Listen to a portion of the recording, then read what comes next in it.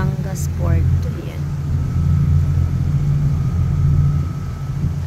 Fast cut. Oh, ang bilis. Oh. Ganyan. Mabilis ang ano. Bilis na. Bilis.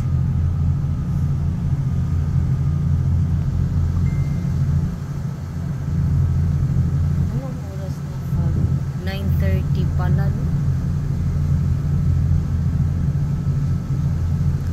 Dami ng ano.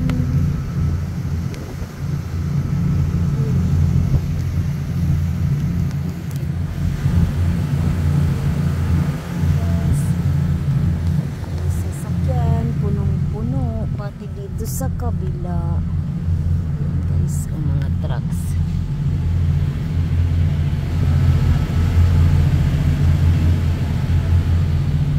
Mga trucks naman dyan. So, yan. Ayan. Yan. Kung sa binili kasi namin ticket is aircon. Joko. Sa fast cut. Eh, sayang. Tapos free ang ano, dalawa, driver at saka isa pa. Tapos dito umakyat sila kasi sayang naman hindi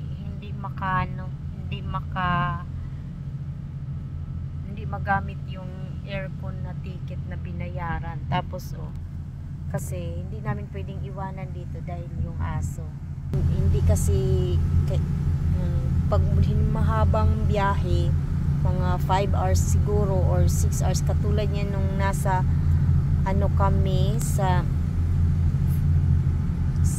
Starlight, mga 9 hours, kailangan talaga ang aso nakahiwalay sa ano ng tao. Kaya yan, dala-dala namin yan kasi doon na yan siya maninirahan sa Dumaguete. Tas ito pa naman ang aming Zoko na hindi pwedeng iwan. Kaninang madaling araw kami dumating ng Batangas, pero napakatag-asikaso ng online dahil hindi, hala, huwag mong pindutin yan, pinipin, ikaw abuang ka. Huwag mong masyadong ano, hindi yan.